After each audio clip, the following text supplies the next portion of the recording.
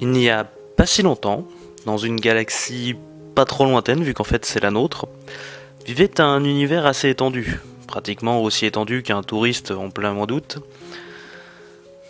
Dans cet univers, tout plus ou moins pouvait se côtoyer, vivre ensemble. Le plus petit, comme le plus gros.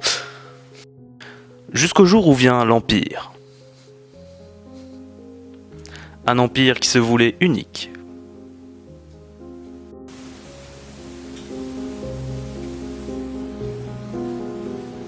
Bonjour et bienvenue dans Comic Story, une émission qui a juste envie de rendre hommage à quelque chose de cher qui nous a quittés il y a quelques temps, à savoir l'univers étendu de Star Wars. Car oui, le prix à payer pour avoir droit à un nouveau film est quelque chose que je trouve personnellement trop élevé. Savoir tout ce qui a été fait sur cet univers ces dernières années. Et quand je dis ces dernières années, ça remonte jusqu'à la sortie du film et même avant. Et moi, bien qu'étant un bon fan de Star Wars, je vais l'avouer, ma partie préférée de toute la saga, c'était les romans. Oui, j'adore l'Empire contre-attaque, c'est mon film préféré, mais si je compare au roman de la croisade noire du Jedi Fou, au Nouvel Ordre Jedi ou encore à la série des X-Wing, y a pas... Je suis à fond pour les romans. Niveau comics, il y avait également pas mal de bons trucs. Une partie de Legacy, Knights of the Old Republic, Clone Wars, Vector, ce genre de trucs. Et donc, pour honorer la mémoire de cet univers qui finalement me plaisait bien plus que ce qu'on a gardé, je me suis dit que j'allais en parler. Si possible, sur plusieurs émissions. On va donc commencer aujourd'hui par voir quelques petits numéros publiés par Marvel il y a bien longtemps, dans une continuité lointaine qu'on appelle les années 70-80. Bref, générique.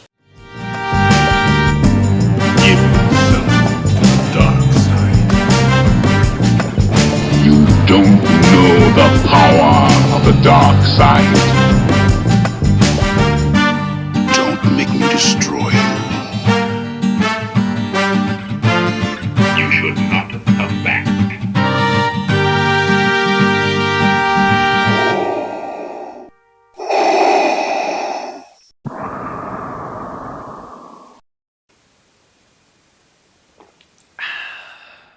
Merde, le générique est fini. Bon, alors, je vous dis tout de suite, je vais reprendre l'ordre proposé par l'édition Delcourt. Je sais très bien que c'est pas des ordres chronologiques au niveau des dates de sortie, mais en tout cas c'est chronologique au niveau de l'histoire. Ou en tout cas c'est le même ordre chronologique qui a été utilisé dans certaines éditions américaines, donc pour moi ça passe. Commençons avec l'adaptation des films en 6 comics, sobrement intitulé Star Wars, le plus grand film de space fantasy de tous les temps. Oui, je sais, moi aussi je préfère l'appellation Space Opera à Space Fantasy, mais à l'époque le Space Opera c'était ringard, ça se rapportait à des titres genre Flash Gordon et tout ça. Pour tout vous dire, c'était aussi ringard qu'aujourd'hui d'avoir un téléphone avec vrai clavier. Mais enfin bref, c'est pas vraiment ça le plus important. C'est surtout de savoir que ce comics a été écrit avant le film. Bon, je sais qu'aujourd'hui, en regardant partout sur internet, notamment l'internet francophone, vous trouverez la date de juillet 1977. C'est même la date indiquée dans mon édition. Seulement, Star Wars épisode 4 ou 1, ça dépend comment on regarde, est sorti le 25 mai 1977. Du coup, vous commencez peut-être à cerner un léger problème.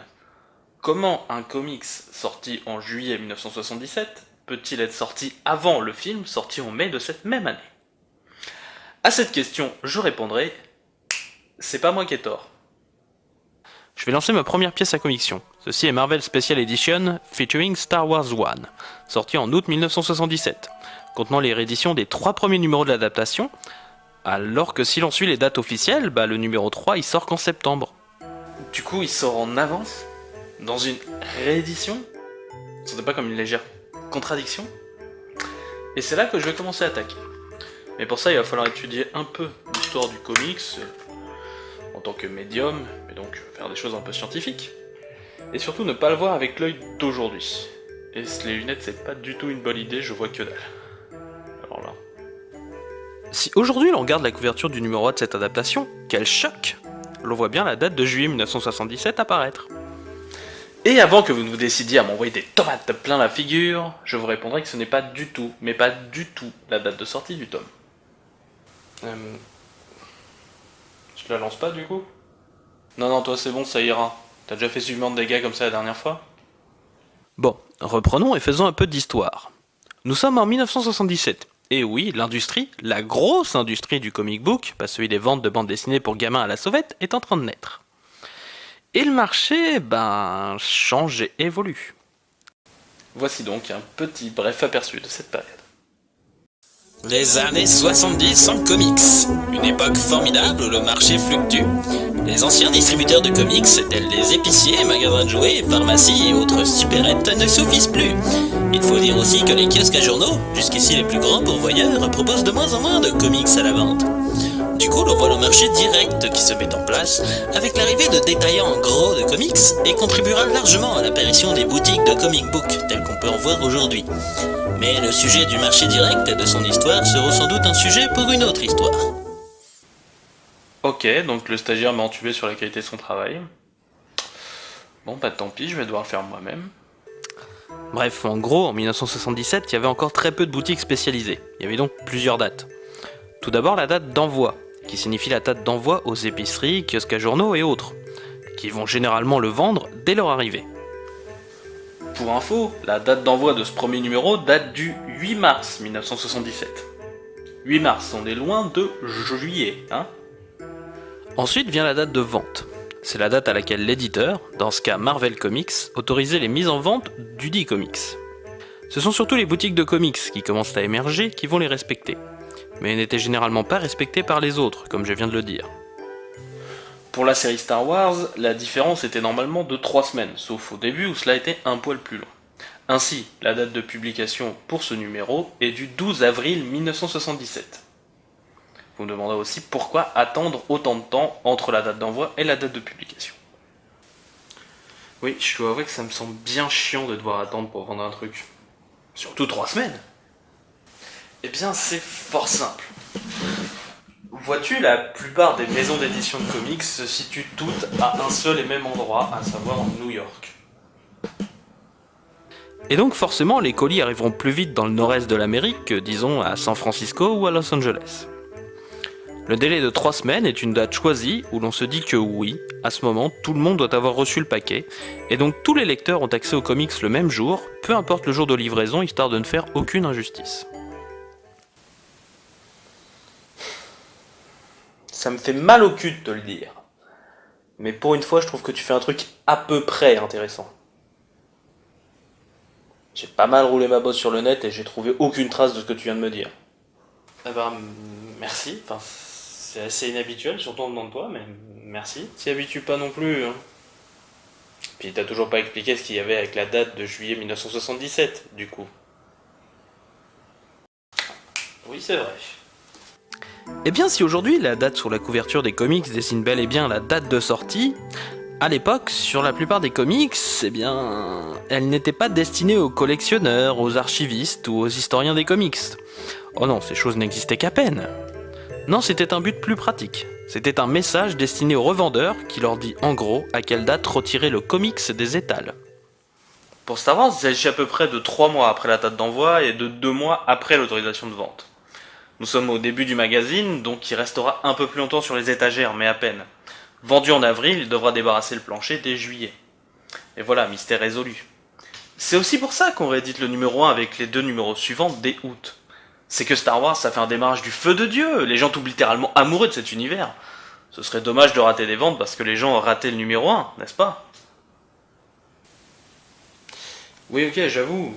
Ça a l'air super intéressant au niveau de l'univers de Star Wars et tout ça. Mais à quoi ça sert de nous raconter un film qu'on connaît déjà en long, en large, au travers, de côté, de diagonale, enfin bref.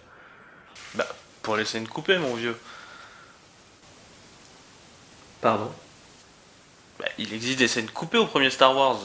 C'est même un argument de vente pour certaines éditions. Oui, mais bon, je vois pas le rapport. Le comics, pour être fait avant le film, a forcément eu accès au script. Et donc du coup, les scènes sont pas coupées dedans. Attends. Tu veux dire qu'il y a tout dedans? La scène où Luke Skywalker regarde la bataille entre le Tantive 4 et le Destroyer Impérial depuis Tatooine? Check. La scène entre Luke et Biggs Darklighter sur le sable de Tatooine? Check. Et même double check. La scène entre Han Solo et Jabba le Hutt sur Tatooine, intégrée depuis dans les éditions spéciales de Lucas? Check. Et même que n'ayant aucune indication de ce à quoi ressemblait Jabba le Hutt, bah il ressemble à ça, c'est-à-dire une sorte d'Otari aimant les favoris avec la jaunisse. Ah, et surtout, on peut régler la question de qui a tiré le premier? Tu veux dire que... Et oui, l'adaptation étant basée sur les scripts. Si le film n'est pas encore sorti, et que cela pourtant se retrouve dans le comics, cela signifie que cette scène était bel et bien dans le script et non pas une erreur de montage, comme l'a dit ensuite Lucas. La question est donc de savoir quand apparaît cette fameuse scène, puisque l'on aurait pu retoucher l'adaptation après la vision du film. Or, la fameuse scène dans la cantina de Tatooine apparaît au 2e numéro, envoyé, donc à savoir dessiné et imprimé, le 12 avril 1977, soit plus d'1 mois avant la sortie du film. Donc oui, Anne a bien tiré le premier, Anne shot first. Tu sais qu'à la réflexion ça sert à rien, parce que il me semble qu'Harrison Ford l'avait confirmé il y a pas longtemps. Ouais, mais bon, enfin, je pense qu'il est bon de le rappeler quand même. En plus, quand j'avais fait mes recherches, vers la sortie de ce livre en 2014, c'était pas confirmé, quoi. 2014 ? Tu prépares ton truc depuis combien de temps ? 3 ans environ. Enfin, oui, j'ai un peu pris mon temps, mais bon, je voulais vérifier mes trucs, pas dire de conneries, quoi. Puis bon, de toute façon, c'est important, je trouve, de le rappeler. Oui, parce que tu es un fan obstiné qui s'accroche désespérément au film qu'il a vu dans son enfance sur une VHS enregistrée à ses 6 ans et qui l'a fait entrer dans une galaxie bien plus lointaine. Non, parce que je suis quelqu'un d'attaché, même si c'est un peu désuet, au principe de vérité et d'honneur. Oui, Lucas a le droit de retoucher son œuvre. Ça me plaît pas forcément, mais il a le droit. Mais qu'il mente en parlant d'erreur de montage, oui, là je suis en total désaccord. Qu'ils disent la vérité, qu'ils veuillent le changer pour rendre Anne plus sympathique, pourquoi pas. Moi je trouve que Anne est plus sympathique encore de par son parcours de petit malfrat à héros de la rébellion, s'il commence en tant que vrai malfrat. Mais c'est mon avis, pas celui de Lucas. Seulement mentir, non. On peut mentir pour garder l'effet de surprise, en donnant par exemple de faux noms de films pour le tournage. Mais on ne ment pas aux gens qui aiment tes œuvres sur les raisons que tu as de vouloir changer cette même œuvre. On ment pas, c'est tout, voilà, c'est dégueulasse. Ok, bon. Et ça vaut quoi du coup cette adaptation ? Bah grosso merdo c'est le film. Les mêmes dialogues, pas forcément les mêmes designs, car ils n'avaient même pas accès à tous les designs finaux. Du coup Vador a une drôle de gueule et le droïde interrogateur est un vrai droïde humanoïde et pas une boule disco portée sur les piqûres. Ah si, dernier point à noter, et pas des moindres, Chewbacca. Chewbacca... Mais quoi Chewbacca ? Bon, j'ai toujours été affreusement déçu que Chewie ait pas sa médaille à la fin. Comme beaucoup de gens en fait.